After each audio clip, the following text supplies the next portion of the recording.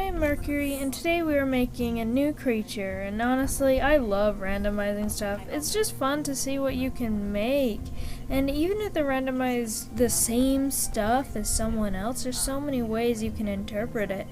Who knows what could come from it until after it is made. So, color palette. I will say, having a set color palette can be nice, especially when you're as indecisive as me, but at the same time, it's the most and the least freedom. It depends on what you pair with, which just happens to be a random mythological creature. Wow, this brings me back to the original version of the series, but unlike the original version, I won't be drawing the mythological creature, just interpret it in any way I feel like. So let's see what that is. Okay, so what is an orb? I've never heard of this one in the slightest, so I will pick it for this reason. I hope I don't regret this. Now for our color palette, which just happens to be these lovely colors here. Honestly, not colors I would pick for making a fantasy creature, but I'm not upset at all. Vibrant colors can be so nice sometimes. So I'm making a creature based off an orb with these colors. Well, let's get to research.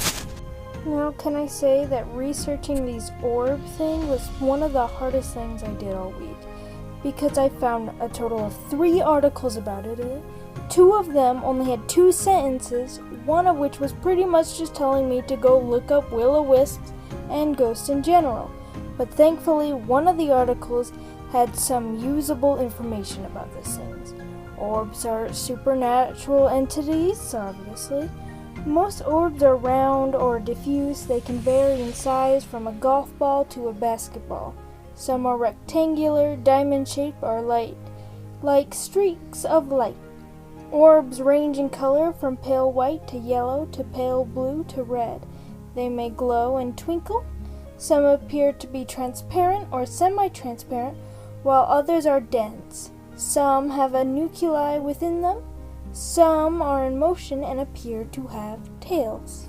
While the making of this drawing was a complete pain because I really didn't know as much as I would have liked to about these orbs, so I pretty much just grabbed the semi-transparent and appear to have tails and ran with it through the entire process of drawing this, which actually made making creature lore about these things so much harder. Throughout the entire time of drawing this, and especially looking at it afterwards, I thought multiple times, what is this? Is it just going to be the fantasticest version of a will-o-wisp? But I'm trying to make new, more original creatures. I can't just do that. And after staring at this drawing for way too long, I decided to take a break. Go walk outside, touch grass, and then, for no other reason than divine intervention, I remembered a little thing I noted about the things that serve karma, aka the god of fire in the Fantasticus world, and that they don't feel emotions.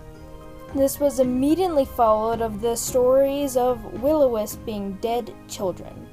Will-o-wisps, for a variety of reasons, do serve karma. This was something I decided way before creating this. But for something to be a ghost, they need to have a soul. A soul is what makes a ghost, and if someone dies, they still have their soul. And souls lead people to having emotions. So that means the servant thing wasn't a will-o-wisp. So that's how I decided this creature to be the flare. A fire elemental with the purpose to help, and sometimes fool around a bit. So here's my creature, much heavier in my world's lore than the last, but is still free to use with credit, of course. You can find more of my artwork and creatures on Deviantart and Tumblr, which are linked in my description. Remember to like and maybe in a comment a new creature concepts I could play with.